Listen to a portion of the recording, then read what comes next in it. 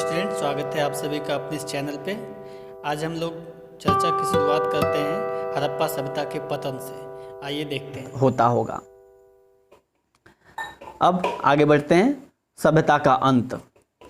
ऐसे साक्ष्य मिले हैं जिसके अनुसार लगभग 1800 ईसा पूर्व तक चोलिस्तान जैसे क्षेत्रों में अधिकांश विकसित हड़प्पा स्थलों को त्याग दिया गया था। तो आपको याद होगा कि हमने हड़प्पा सभ्यता का पूरा जो काल पढ़ा था 2600 से लेकर के 1900 ईसा पूर्व तक। तो 1900 ईसा पूर्व के बाद, यानी जैसा लिखा है कि 1800 ईसा पूर्व तक चोलिस्तान जैसे क्षेत्रों में अधिकांश विकसित हड़प्पा स्थलों को त्याग दिया गया था, यानी ये क्षेत्र अब वीरान से हो गए थे। फिर और कुछ चुने हुए हड़प्पा स्थलों की भौतिक संस्कृति में बदलाव आया था, जैसे सभ्यता की विशिष्ट पुरावस्तुओं जैसे बाट, मुहर, विशिष्ट मनकों का समाप्त हो जाना। तो जो सभ्यता की विशिष्टता थी, जिसके वजह से विकसित सभ्यता कहा जाता था, वो चीज़ें ही खत्म होती जा रही थी। यानी बाटों का, मुहरों का, मनकों का प्रयोग खत्म होता जा रहा था। लेखन, लिखने की जो कला जो जहाँ से भी थोड़ा बहुत मिला, चाहे मुहरों पर, धातुओं पर में, वो भी कम हो रहा है। लंबी दूरी का व्यापार, जो मेसोपोटामिया के या ओमान से जो व्यापार होता था, वह भी शिथिल हो रहा है। शिल्प विशेषज्ञता भी समाप्त हो गई। जो मन के बनाने की विभिन्न कला थी, वो सब भी धीरे धीरे सिमटता हुआ या ख़त्म होता हुआ दिखाई दे रहा है। सामान्यतः थोड़ी वस्तुओं के निर्माण के लिए थोड़ा ही माल प्रयोग में लाया जाता था। आवास निर्माण की तकनीक का ह्रास हुआ तथा बड़ी सार्वजनिक संरचनाओं का निर्माण अब बंद हो गया। कुल मिलाकर पुरा वस्तुएं तथा बस्तियां इन संस्कृतियों में एक ग्रामीण जीवन शैली की ओर संकेत करती हैं। इन संस्कृतियों को उत्तर हड़प्पा अथवा अनुवर्ती संस्कृतियां कहा गया। तो हमें ये जो हमने हाईलाइट किया है, इसमें ये बताया जा रहा है कि हड़प्पा सभ्यता का पतन हो रहा है। और पतन हो रहा है, हम ये कैसे कह सकते हैं कि हड़प्पा सभ्यता का पतन हो रहा है? तो ये ऐसे साक्ष्य हैं कि 1800 ईस्वी ईसा पूर्व के आसपास हमें इस तरह के संकेत दिखाई देते हैं, और इसीलिए इस समय के बाद के काल को उत्तर हड़प्पा अथवा अनुवर्ती संस्कृतियाँ कहा गया। अब हड़प्पा सभ्यता के पतन के कारण क्या थे? ये जो हमें दिखाई दे रहा है कि पतन हो रहा है, लेखन हो, लंबी दूरी के व्यापार, मन के, मुहरें, बाट, इन सब की दशा जो खराब होती जा रही है, आवास निर्माण की जो तरीके थे वो भी ह्रास होता जा रहा है। तो इसके कारण क्या थे? तो इसके कई कारण बताए गए हैं पुरातत्वविदों के द्वारा। इसमें जलवायु परिवर्तन, तो कुछ पुरातत्वविदों का मानना है कि जलवायु परिवर्तन हो रहा था, और जलवायु परिवर्तन की वजह से मौसम में बहुत बदलाव आया, जिससे कि वस्तुओं के उत्पादन में या कृषि में ह्रास होने की वजह से सभ्यता का धीरे धीरे पतन हो गया। दूसरा, वनों की कटाई, कि अधिक मात्रा में वनों की कटाई हो गई, जिससे कि फसल उत्पादन कम हो गया, वर्षा होना कम हो गया, जिससे कि धीरे धीरे हड़प्पा सभ्यता पतन की ओर चली गई। एक और है अत्यधिक बाढ़। तो कुछ पुरातत्वविदों का मानना है कि नहीं, ज़्यादा बारिश होने से, बाढ़ ज़्यादा आने की वजह से हड़प्पा सभ्यता का पतन हो गया।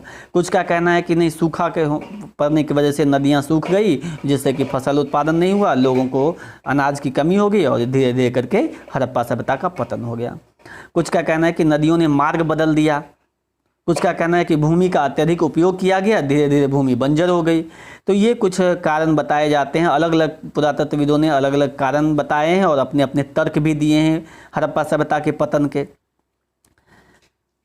लेकिन इनमें से कोई भी एक कारण अपने आप में सफिशिएंट नहीं है। इतने बड़े सभ्यता के पतन के लिए सिर्फ और सिर्फ जलवायु परिवर्तन या सिर्फ वनों की कटाई या कोई एक कारण हम ले लें तो उसको पूरी तरह से सही नहीं माना जा सकता है। तो फिर हम किस कारण को महत्वपूर्ण कारण समझें? तो लास्ट पैराग्राफ देखिए कि ऐसा लगता है कि एक सुदृढ़ एकीकरण के तत्व संभवतः हड़प्पाई राज्य का अंत हो गया। सुदृढ़ एकीकरण के तत्व, ऐसा लगता है कि एक सुदृढ़ एकीकरण के तत्व के अभाव में संभवतः हड़प्पाई राज्य का अंत हो गया। यहाँ पे के अभाव में होना चाहिए, यानी पूरे राज्य को एकीकृत करके रखने का जो तंत्र था, यानी जो भी शासन व्यवस्था जैसी भी रही होगी, चाहे एक राजा हो या फिर चुना गया राजा हो, जो भी हो, जिसने पूरे हड़प्पा सभ्यता को एक करके बांध करके रख रखा था, वह अब कमज़ोर हो गया होगा और इस वजह से धीरे धीरे हड़प्पाई राज्य का अंत हुआ होगा। तो इस बात में अधिक दम लगता है, क्योंकि हम ऐसे भी इमेजिन कर सकते हैं, आज के स्थिति से भी हम तुलना करके समझ सकते हैं कि जब कभी किसी देश का शासक कमज़ोर पड़ जाएगा तो देश धीरे धीरे पतन की ओर आगे बढ़ने लगेगा। तो ये बात ज़्यादा महत्वपूर्ण लगती है और इसको आप ऐसे समझ सकते हैं, इसको हम कहें कि प्रशासनिक व्यवस्था का शिथिलीकरण, यानी जो शासन तंत्र था वो धीरे धीरे शिथिल होता चला गया और यही हड़प्पा सभ्यता के पतन का महत्वपूर्ण कारण था। एक और जो कारण बताया गया है कि हड़प्पा सभ्यता पर में आर्यों ने आक्रमण कर दिया। एक अलग बॉक्स बना के लिखा गया है कि एक आक्रमण के साक्ष्य, तो इस बॉक्स को भी पढ़िएगा, लेकिन यह कारण भी अपने आप में सफिशिएंट नहीं है, तो हम इसको डिटेल में नहीं जाएंगे, आप इसे पढ़ लीजिएगा। आगे बढ़ते हैं हम लोग। हड़प्पा सभ्यता की खोज। अब यह भी विचित्र है, आप सोच सकते हैं कि सर हमने पूरे हड़प्पा सभ्यता पढ़ लिया, अब हम देख रहे हैं कि इसकी खोज कैसे हुई। परंतु हम बहुत बार जीवन में ऐसा करते हैं कि हम वस्तुओं का प्रयोग करते रहते हैं, लेकिन वो वस्तु किस चीज़ से बना है, कब बनाया, किसने बनाया, हम नहीं जानते हैं और उस वस्तुओं का प्रयोग करते रहते हैं। तो आइए अब हम समझते हैं कि हड़प्पा सभ्यता की खोज किस तरह से की गई, इसकी कहानी क्या है। तो सबसे पहले एक नाम आता है कनिंघम का। ये कनिंघम साहब कौन थे? तो ये पुरातात्विक सर्वेक्षण के पहले डायरेक्टर जनरल थे। ध्यान रखिएगा, 1 नंबर के लिए, भारतीय पुरातात्विक सर्वेक्षण के पहले डायरेक्टर जनरल कनिंघम। तो इन्होंने 19वीं शताब्दी के मध्य में पुरातात्विक उत्खनन आरंभ किए। 19वीं शताब्दी के मध्य में मतलब 1850 के दशक के आसपास। तब पुरातत्वविद अपने अन्वेषणों के मार्गदर्शन के लिए लिखित स्रोतों का प्रयोग अधिक पसंद करते थे। अब ध्यान रहे, यहाँ पर एक प्रश्न पूछा जाता है, जो कनिंघम का भ्रम क्या था, यानी जनरल कनिंघम का भ्रम मतलब संदेह, उनको क्या संदेह था, उनका भ्रम क्या था, वो क्यों कंफ्यूज्ड थे, किस बात को लेकर के, यह प्रश्न पूछा जाता है।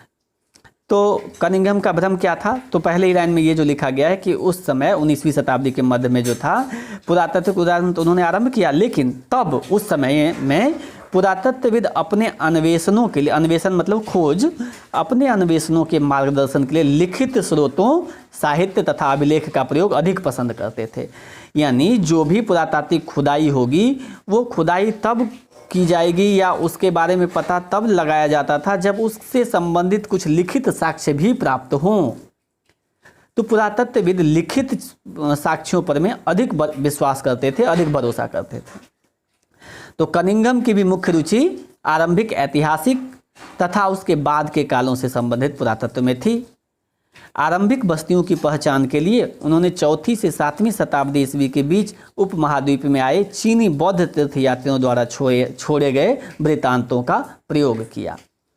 तो 4वीं से 7वीं शताब्दी के बीच में भारत में कई चीनी तीर्थयात्री आए थे और उन्होंने जो कुछ भारत के बारे में लिखा था उसके सहारे कनिंघम ने 1850 के दशक में हड़प्पा सभ्यता के बीच जो खुदाई के दौरान जो कुछ वस्तुएं प्राप्त हो रही थी उसको समझने का प्रयास कर रहे थे, परंतु इसमें वो नाकाम हो गए, क्योंकि 4वीं से 7वीं शताब्दी और कहाँ लगभग 3000 साल पूर्व, तो कनिंघम साहब जो थे वो जो भी खुदाई से मुहरें और भी अन्य वस्तुएं प्राप्त हुई उसके महत्व को नहीं समझ पाए और हड़प्पा सभ्यता की पहचान नहीं कर पाए। तो कनिंघम का भ्रम यही था कि वो हड़प्पा सभ्यता को समझने से वंचित रह गए, क्योंकि वो लिखित साक्ष्यों पर में भरोसा करते थे।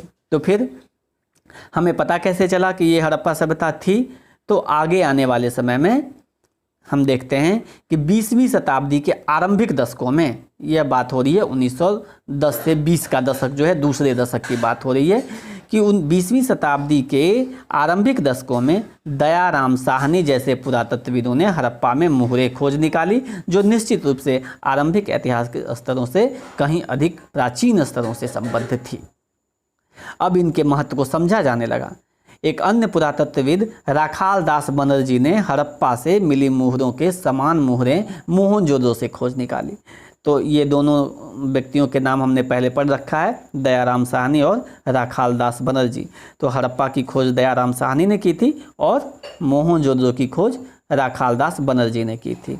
और इस समय जो भारतीय पुरातत्व सर्वेक्षक जनरल जो थे वो थे, भारतीय पुरातत्व विभाग के जो सर्वेक्षक जनरल थे वो थे जॉन मार्शल महोदय।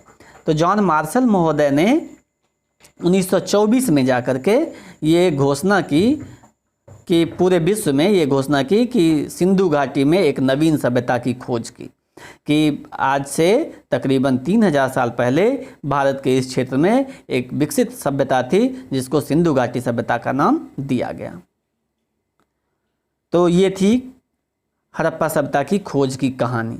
अब यहाँ एक और प्रश्न उठता है जो कि S.N. राव, इनकी एक बुक है the story of Indian archaeology. S.N. Rao ने अपनी इस book the story of Indian archaeology में लिखते हैं कि मार्शल ने भारत को जहाँ पाया था उससे 3000 वर्ष पीछे छोड़ा। आपसे ये क्वेश्चन पूछा जाता है और कमेंट करने के लिए आता है कि मार्शल ने भारत को जहाँ पाया था उससे 3000 वर्ष पीछे छोड़ा, टिप्पणी करें। तो इसका मतलब क्या है? तो इसका मतलब यही है कि खोज करके, सिंधु घाटी सभ्यता की खोज करके भारत जहाँ था उससे 3000 साल पीछे चला गया। मतलब भारत का जो अस्तित्व, कहाँ से सभ्यता विकसित हुई थी, समय में पीछे तक हमारा इतिहास और पीछे से प्रारंभ हो गया। यह भारत के लिए गौरव की भी बात थी कि हमारा भारतीय सभ्यता जो है काफ़ी प्राचीन सभ्यता है। और यह जॉन मार्शल महोदय ही थे जिन्होंने इस बात की घोषणा की। तो आपको ये याद रखना है 1924 में इस बात को, दुनिया के सामने ये बात सामने आई कि भारत के इस क्षेत्र में हड़प्पा नाम की या सिंधु घाटी नाम की सभ्यता आज से तकरीबन 3000 साल पहले विद्यमान थी। आगे एक और क्वेश्चन बनता है कि भारतीय पुरातात्विक सर्वेक्षण के डायरेक्टर जनरल के रूप में जॉन मार्शल का कार्यकाल वास्तव में भारतीय पुरातत्व में एक व्यापक परिवर्तन का काल था। स्पष्ट करें। यही सेम लाइन क्वेश्चन बन जाएगा और लिख देगा स्पष्ट करें। तो भारतीय पुरातत्व में एक व्यापक परिवर्तन का काल था, तो निश्चित रूप से, क्योंकि यही वो समय है जबकि एक नवीन ज्ञान मिला दुनिया को, एक प्राचीन सभ्यता की खोज की गई जो 3000 साल पहले का, और बहुत ही विकसित हड़प्पा सभ्यता की खोज की गई। तो इसलिए पुरातत्व विभाग में जितने बदलाव और जितने अन्वेषण इस समय में किए गए वो उससे पहले नहीं हो पाए थे। तो निश्चय ही यह परिवर्तन का, व्यापक परिवर्तन का काल था। आगे बढ़ते हैं। यहाँ पे जॉन मार्शल और मार्टिमर व्हीलर, इन दो व्यक्तियों के नाम से संबंधित एक प्रश्न और पूछा जाता है कि जॉन मार्शल और मार्टिमर, REM व्हीलर, M से मार्टिमर होता है। तो मार्शल और व्हीलर के जो तरीके थे, अन्वेषण के जो तरीके थे, उसमें क्या भिन्नता थी? यानी दोनों ने बाद के हैं, आपको पहले देख लें कि 1944 में भारतीय पुरातात्विक सर्वेक्षण के डायरेक्टर जनरल बने REM व्हीलर ने इस समस्या का निदान किया। तो ये REM व्हीलर जो हैं ये भी भारतीय पुरातात्विक सर्वेक्षण के डायरेक्टर जनरल बने थे 1944 में, और 1920 के दशक में कौन थे? जॉन मार्शल महोदय। तो इन दोनों के जो तकनीक थे, खुदाई के जो तकनीक थे, उसमें कुछ भिन्नता है जिस वजह से मार्शल महोदय जो है वो पीछे रह गए। मार्शल महोदय के खुदाई में एक समान परिमाण वाली नियमित क्षैतिज इकाइयों का उत्खनन किया गया था। मतलब उत्खनन जब हो रहा था, खुदाई के दौरान जिस स्तर पर में कोई वस्तु प्राप्त हो रहा था तो उसी स्तर पर में खुदाई की जा रही थी, फिर उसके नीचे खुदाई नहीं हो रही थी। जबकि व्हीलर महोदय ने बाद में उन्होंने उन्होंने नीचे के स्तर पर भी खुदाई करवाई ताकि वो ये पता चल सके कि ये जो विकसित हड़प्पा सभ्यता है उसके पहले जो स्थानीय या जो प्रारंभिक अवस्था की जो हड़प्पा सभ्यता थी वो कैसे रही होगी, इसका भी ज्ञान प्राप्त हो सके। साथ ही व्हीलर महोदय ने लिखता है कि सेना के पूर्व ब्रिगेडियर के रूप में उन्होंने पुरातत्व की पद्धति में एक सैनिक परिशुद्धता का समावेश भी किया, क्योंकि मार्टिमर व्हीलर महोदय जो थे वो ब्रिगेडियर थे और सेना में अनुशासन कितना अधिक होता है ये हम आज भी जानते हैं। तो जो खुदाई किया गया बहुत ही शुद्धता के साथ, बहुत ही सलीके से एक एक बात को समझने का प्रयास किया गया। तो इन दोनों में जो ये भिन्नता है वो है स्तर विन्यास, यानी एक जो है एक समानांतर खुदाई करते हैं, एक जो है विभिन्न स्तरों पर में खुदाई करके और ज़्यादा ज्ञान प्राप्त कर रहे हैं। आगे बढ़ते हैं हम लोग। अतीत को जोड़कर पूरा करने की समस्या। अब जो पुरातत्वविदों को जो भी वस्तुएं प्राप्त हुई उन सभी वस्तुओं को मिलाकर के एक सभ्यता थी, इस बात को वो कैसे समझते हैं। अर्थात इतिहासकार या पुरातत्वविद प्राचीन काल में प्राप्त पुरातात्विक वस्तुओं को किस तरह से समझते हैं और उन वस्तुओं के सहारे पूरी कहानी किस प्रकार से गढ़ते हैं, उन्हें यह कैसे समझ में आता है कि उस समय की जीवन शैली कैसी थी। तो इसी की चर्चा इस टॉपिक में किया गया है।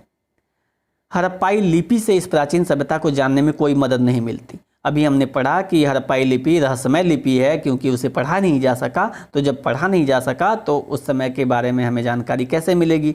तो सिर्फ और सिर्फ वस्तुओं के प्रयोग और प्रयोग करने के तरीके से हम इस बात को समझ सकते हैं। तो इसलिए इन वस्तुएं जो कि भौतिक साक्ष्य हैं, पुरातत्वविदों को हड़प्पाई जीवन को ठीक प्रकार से पुनर्निर्मित करने में सहायक होते हैं। ये वस्तुएं में मृद भांड है, औजार है, आभूषण, घरेलू सामान, कुछ भी हो सकता है, कपड़ा, चमड़ा, लकड़ी, सरकंडे जैसे जैविक पदार्थ। तो कुछ तो हैं जो सड़ जाते हैं, खराब हो जाते हैं, कुछ ऐसी वस्तुएं हैं जो बची रह जाती हैं, जैसे पत्थर, पकी मिट्टी, धातु, जैसे कपड़ा, चमड़ा, ये सब खराब होने वाले समय तो इतने लंबे समय में मिट्टी में दब करके ये सड़ जाते हैं, खराब हो जाते हैं, तो ये हमें नहीं प्राप्त होते हैं। तो फिर हमें कैसे पता चलेगा उस समय किस प्रकार के कपड़े पहनते थे या कपड़ों का ज्ञान था या नहीं था। तो देखिए इसके लिए पुरातत्वविद क्या करते हैं। तो पुरातत्वविद सबसे पहले तो अपनी खोजों को वर्गीकृत करते हैं। वर्गीकृत करके ये पता करते हैं कि किस वस्तु का प्रयोग किस चीज़ के लिए किया जाता होगा। तो जैसे पत्थर, मिट्टी, धातु, अस्थि, हाथी दांत, इन सब वस्तुओं को अलग अलग करके, दूसरा जैसे उनकी उपयोगिता के आधार पर, मतलब प्रयोग किस वस्तु का प्रयोग कैसे होता था, इस आधार से वस्तुओं को बांट लेते हैं। जैसे कोई औजार होगा, कोई आभूषण होगा, कोई किसी का पूजा अनुष्ठान इत्यादि में प्रयोग किया जाता होगा। तो वस्तुओं को उसकी उपयोगिता के आधार पर में पहले बांट लेते हैं, फिर समझने की कोशिश करते हैं। तो किसी पूरा वस्तु की उपयोगिता की समझ, अब वो समझ बनाते कैसे हैं। तो आज के समय में जो वस्तु जिस रूप में प्रयोग होता है उससे मिलती जुलती वस्तुएं उस समय उसी रूप में प्रयोग होता होगा, ऐसा माना जाता है। तो किसी पुरा वस्तु की उपयोगिता की समझ अक्सर आधुनिक समय में प्रयुक्त पुरा वस्तुओं से उनकी समानता पर आधारित होती है। मन के चक्कियाँ, पत्थर के फलक तथा पात्र इसके स्पष्ट उदाहरण हैं। पुरातत्वविद किसी पुरावस्तु की उपयोगिता को समझने का प्रयास उस संदर्भ के परीक्षण के माध्यम से भी करते हैं जिसमें वह मिली थी। क्या वे घर में मिली थी, नाले में मिली थी, कब्र में मिली थी या भट्टी में मिली थी। तो वस्तु कहाँ से प्राप्त हुआ है, इससे भी अनुमान लगाया जाता है कि वस्तु का प्रयोग किस तरह से होता होगा। कभी कभी पुरातत्वविदों को अप्रत्यक्ष साक्ष्यों का भी सहारा लेना पड़ता है। उदाहरण के लिए, हालांकि कुछ हड़प्पा स्थलों से कपास के टुकड़े मिले हैं, पर पहनावे के विषय में जानने के लिए हमें अप्रत्यक्ष साक्ष्यों जैसे मूर्तियों में चित्रण पर निर्भर रहना पड़ता है। तो मतलब यह है कि अगर कपास के साक्ष्य तो मिले हैं, लेकिन हमें क्या पता कि कपास से उन्हें वस्त्र बनाने का ज्ञान था या नहीं था।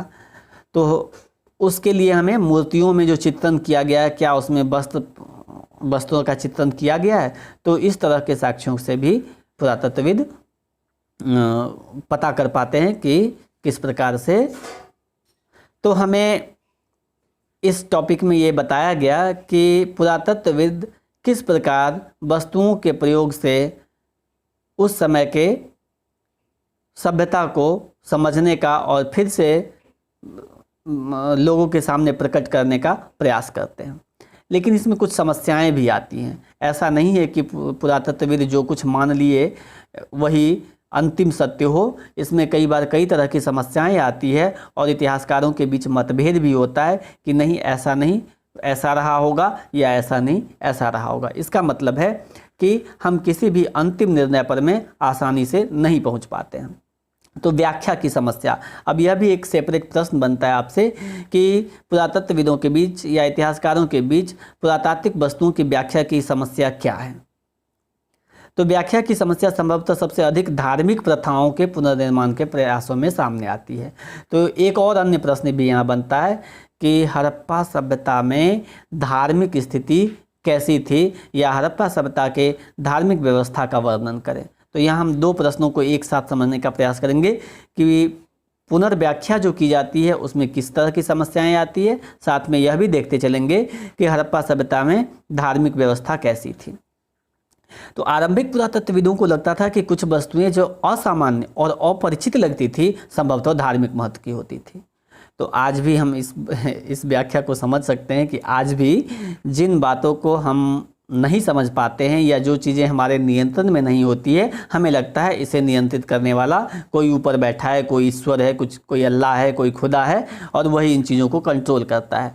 तो प्रारंभ में इतिहासकारों या पुरातत्वविदों के लिए भी ऐसी ही मान्यता थी कि जिन वस्तुओं के बारे में वो कुछ समझ नहीं पाते कि इसका क्या प्रयोग होता होगा या अपरिचित या असामान्य सा लगता था, उन्हें लगा कि ये धार्मिक महत्व की होती होंगी।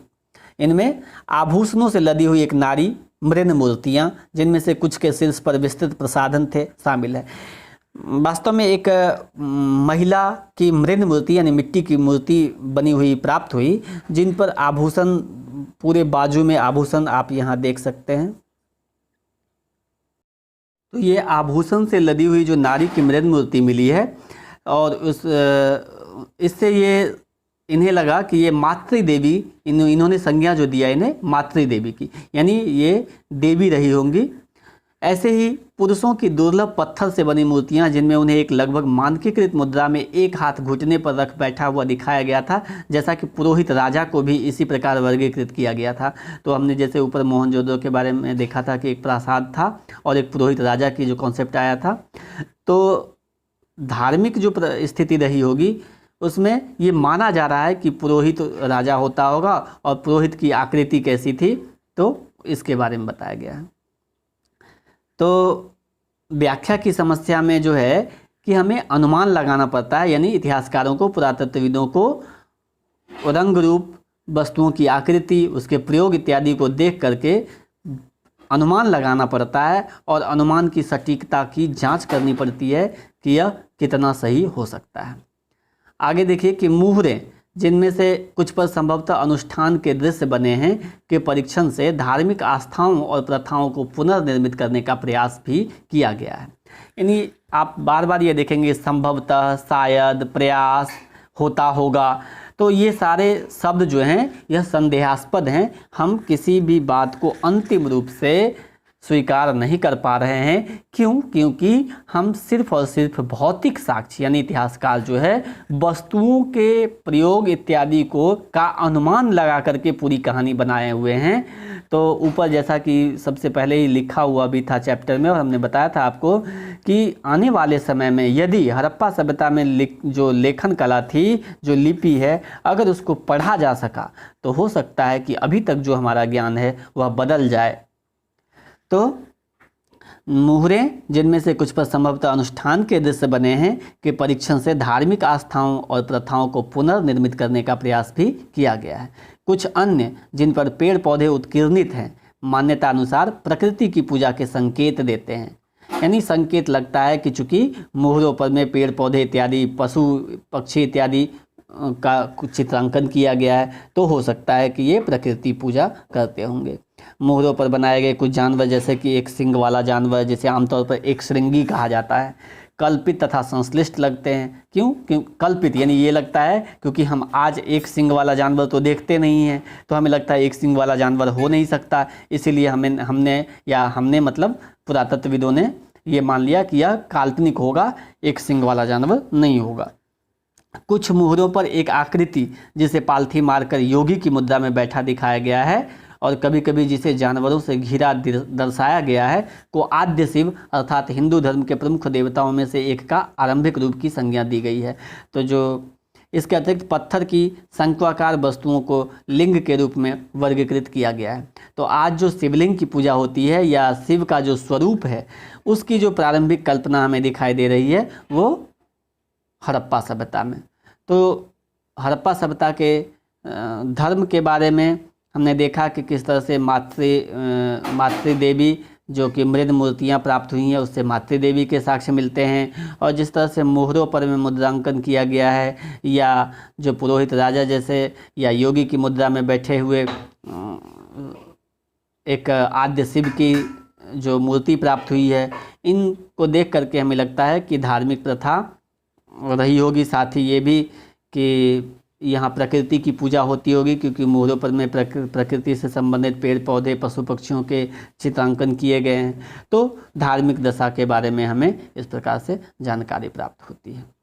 तो इस चैप्टर में ये कुछ मुख्य बातें थी। इसके साथ ही ये चैप्टर समाप्त होता है। उम्मीद करता हूँ यह आपके लिए उपयोगी होगा। वैसे जो बचा हुआ पार्ट जो हमने छोड़ दिया है, हमने सिर्फ वही बताया जो इम्पोर्टेंट था, हाईलाइट किया था हमने। रेस्ट जो है वो आपको पढ़ना है इस चैप्टर को, और चैप्टर का नोट्स बनाना है। जो क्वेश्चन बीच बीच में हमने चर्चा किया है, उन क्वेश्चंस को लिख करके उसके आंसर आपको लिख लेने चाहिए। वीडियो देखने के लिए धन्यवाद। वीडियो पसंद आए तो लाइक, शेयर और सब्सक्राइब करना बिल्कुल ना भूलें। धन्यवाद।